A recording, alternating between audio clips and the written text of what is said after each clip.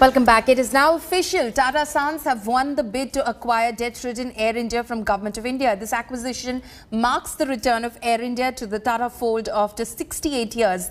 The Tata Group founded Air India as Tata Airlines in October 1932. Take a look at this report.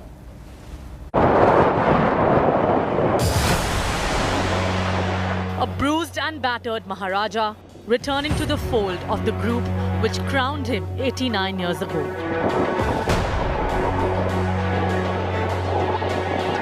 The journey home has been turbulent, with Air India having lost the top positions it once held in world airline rankings.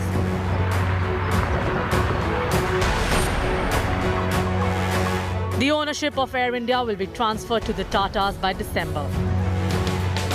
Tatas, who founded the airline in July 1930, bid 18,000 crore rupees, of which 15,300 crore will go to retire a part of Air India debt, and the rest 2,700 crore will be paid as cash to the government. Air India has investments. These will be hived off. So Thales Private Limited, which is basically Tata Sons SPV, has emerged as a successful bidder for the sale of equity shareholding of GOI in Air India, in AIXL, which is a subsidiary of Air India as a part of this transaction, and 50% of Air India in AISATS, which is another joint venture of Air India, along with management control. For the government, it is a case of third time lucky. The first attempt to sell Air India to Singapore Airlines in 2001 failed due to political opposition. The second attempt was aborted in 2018 when Indigo pulled out of the race. With every sale, the government gets rid of a company losing 20 crore rupees a day. Air India has been in red every year since 2007-2008 and currently has accumulated losses of over 71,000 crore rupees. The debt burden on the airline is 61,500 crore, and the government says it has spent over 1,10,000 crore over the past 11 years to keep Air India afloat. The transaction does not include non-core assets, including land and building, valued at 14,718 crore. These are not being part of the transaction. These are being transferred to Government of India's AIAHL. It includes Nariman Point, Air India headquarters here, some other buildings.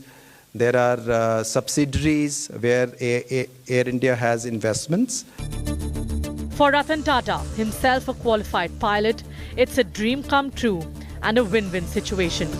Clearly expressed in an emotional social media post, remembering the genesis of the airline under JRD Tata and expressing hope that the group will now have the opportunity to regain the image and reputation it enjoyed in the early years. Not only does Tata get Air India, it gets full ownership of the budget Air India Express as well, and also 50% stake in ground handling service of Air India SATS. Air India, along with its subsidiaries, has a fleet of 172 aircraft, 87 of them owned and rest on lease. More importantly, it has landing and parking slots in some of the busiest international airports in London, New York, Singapore, Hong Kong and Dubai. There are also many unused slots in Russia, former Soviet Union countries and Bangladesh, which the new owner can exploit. Add to this the trained pilots, technicians and the other staff Air India brings with it. Well, and the deal's done. It is after 67 years that the Maharaja Air India lands on Tata's runway. The government has promised that it is by December 2021 they're looking to close the deal and all the concerns of employees and retired employees will be taken care of. Karishma Sadani, Business Today, Delhi. I spoke to Civil Aviation Minister Jyotiraditya Scindia on Tata winning the bid to own Air India and what this means for Air India's future and more. Listen in.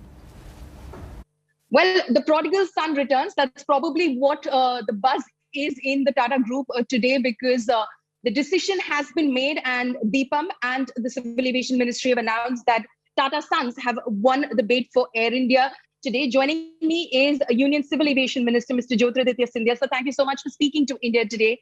Your first comments after 68 years, finally, Air India goes back to Tata Sons, and this was a very long, drawn-out process since the time the cabinet decided and gave in-principle approval in 2017 to today. Everyone talked about divestment since the late 1990s, and finally it's happening in 2021, sir. It has been a very long process. It has been a very, very long journey for Air India.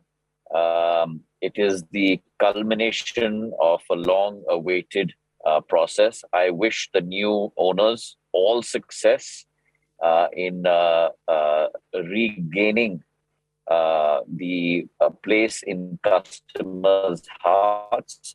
I'm very confident that under the new ownership, not only is there deep pockets to be able to sustain the airline, but also a service proposition that will certainly have a place in the hearts of customers going forward.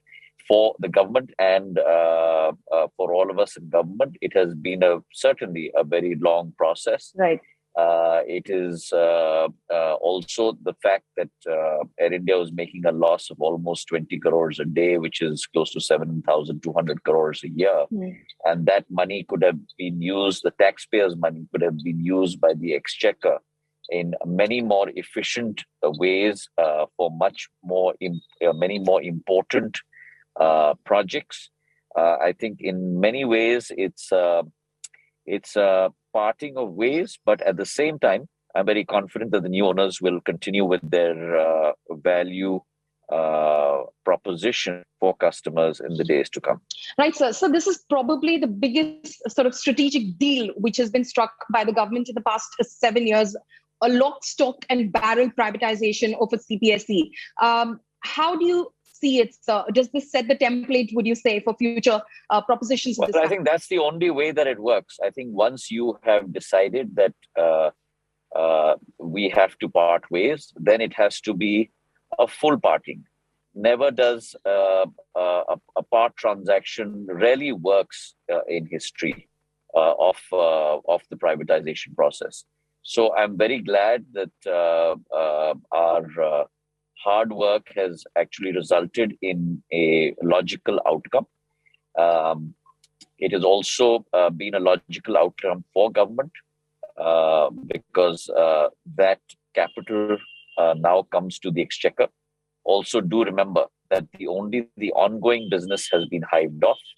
All the non-core assets still reside in the SPV.